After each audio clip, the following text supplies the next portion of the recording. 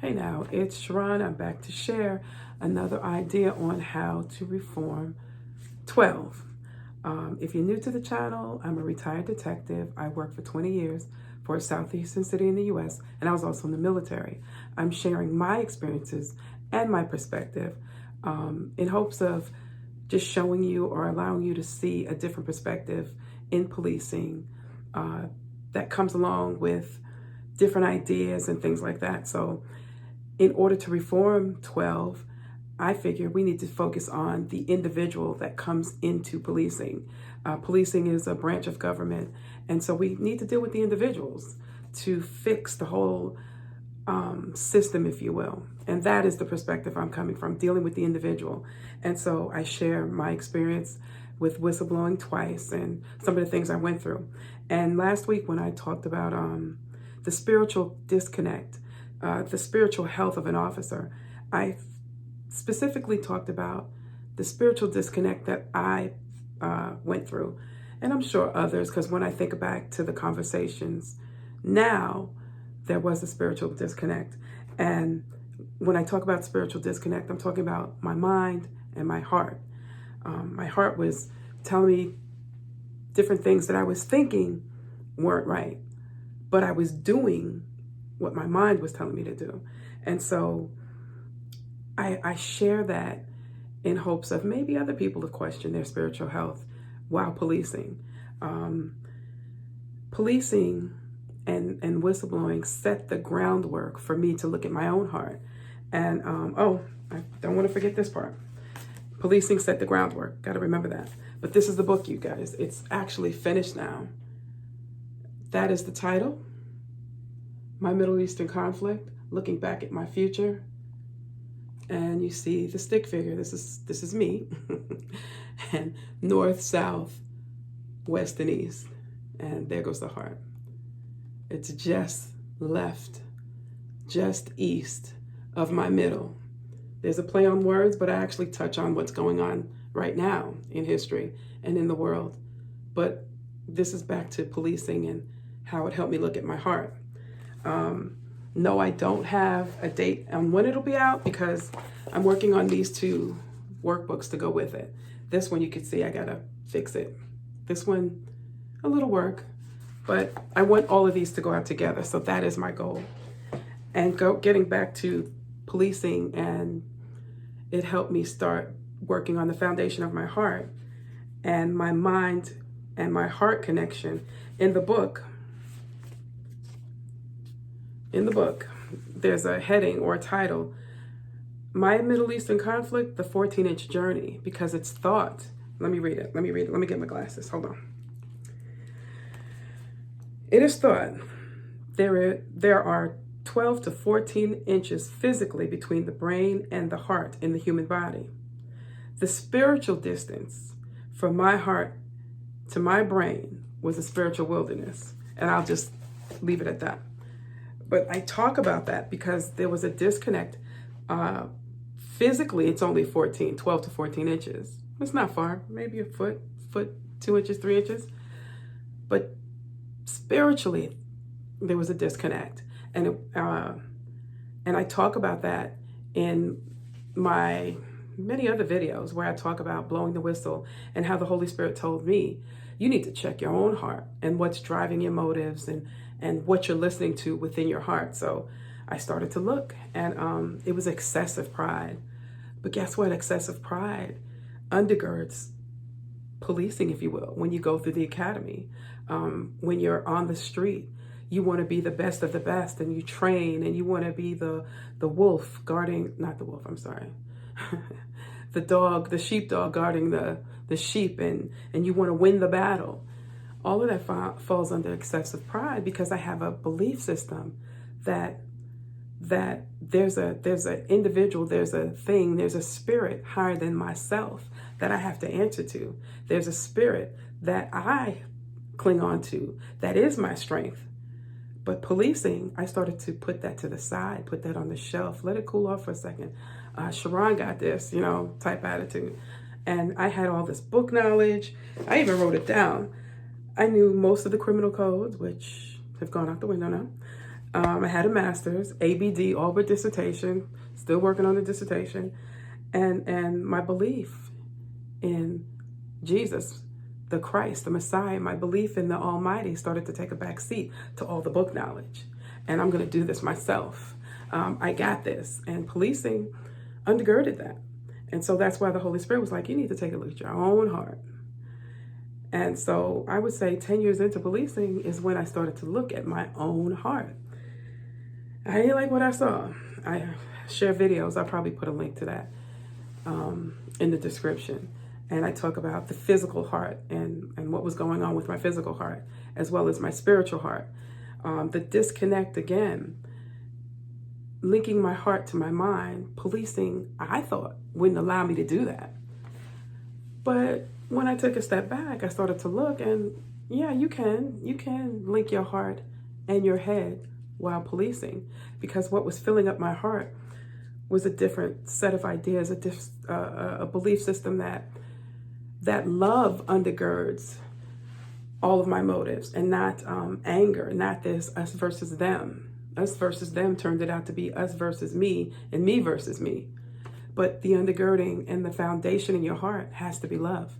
And no, I'm not saying go out there and just walk into any situation, really, what y'all doing to get bumped over the head? No, I'm not saying that. I'm talking about the peace that I touched on last week. There's a peace within you when you're policing and you see some things going on that you don't like. And some people feel like they can't say anything because it's messing with their pockets, messing with their money. And I would have to ask you, do you worship the money, or do you worship something higher than yourself? Do you hold that to a higher degree? Okay? Because I used to think the same way. I don't want anybody messing with my money. I got this little situation going on with my off days, and I don't have to work as hard, and I make more money. I don't want nobody messing with that. That's a lot of people, and that was me. But there's a disconnect, because now I have to not say anything when I see something wrong, clearly wrong. But I don't want them messing with my money. I don't want the sergeant coming down on me and taking my days off. Do you see how the devil is in the details, as they say? Because he gets in through strife. The enemy gets in through strife. The enemy gets in through having you believe that there's no other way to get money. They gonna mess with my money, so I gotta shut up. I ain't even see nothing. As long as they ain't messing with me, I'm good. And I've heard that from a lot of people. But then, meanwhile, folks coming behind you, now they got higher steps to climb because you refuse to say anything. You know, so the disconnect between your mind and your heart, for me, didn't allow me to rest. I couldn't be at peace. So yes, when I did speak up, it was a new thing for me to sort of speak up, because I remember my mother told me sometimes I just need to be quiet, because I didn't want to be wrong, and I didn't want other people to suffer injustice, if that makes sense. When I was little, like, if it was wrong, it was wrong.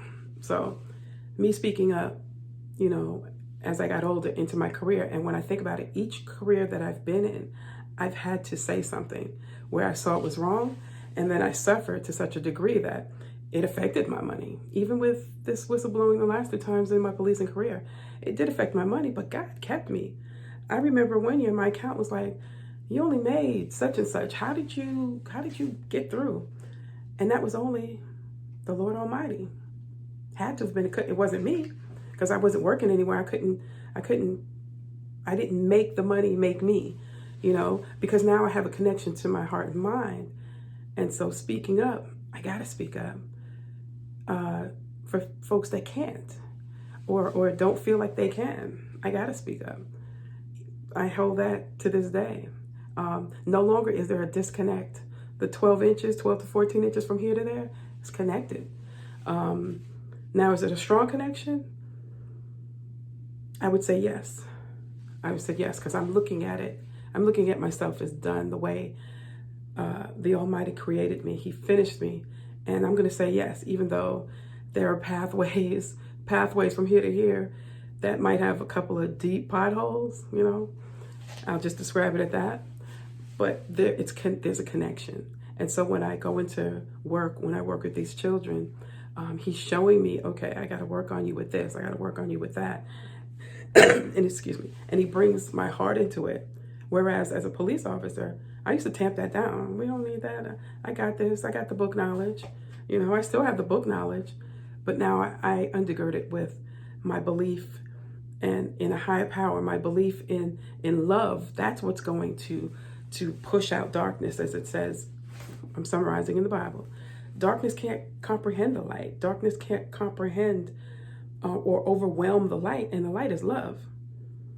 I was speaking with a lady on my job a couple of days ago, and you could see the depression in her eyes. And I felt her on it. She didn't even have to say a word, but she's like, this money I'm making, I can't even make ends meet. I was like, I totally understand what you're saying, because we work at the same job, And she started to talk, and she was like, she's afraid to talk to people about Jesus or about God because she said, you don't know who. And I said, you're fine. And she said, I think she said it's refreshing to find somebody that you could talk to about it. I think that's what she said. But yeah, I saw it on her face, and I was like, okay, look, I think she was going to a job interview. And I said, you're going to get the job. Let's just speak it, because our words have power. But now that our words have power, I'm talking about the connection in my mind and my heart. Now there's a connection, because you're listening to yourself also. You have to remember that. So what you speak is what other people eat. So if I'm speaking to her and I'm telling her, look, you're going to get the job. Don't worry about this job. Right now, it's just you're just holding a position, you're holding a spot, and do you show the love of God, you're going to get the other job. So now she's eating uplifting words. She's eating life-giving words. And that can only feed her spirit. It's not going to take away anything. So the connection from my mind to my heart, I start to speak. And remember, you're listening too, because I'm listening to the words too. And some people who believe in a higher spirit other than the Lord Almighty and Jesus Christ, they also believe what you put out in the universe is going to come back. In that sense, I got to get this connected to this. And then when I speak uplifting and life-giving words.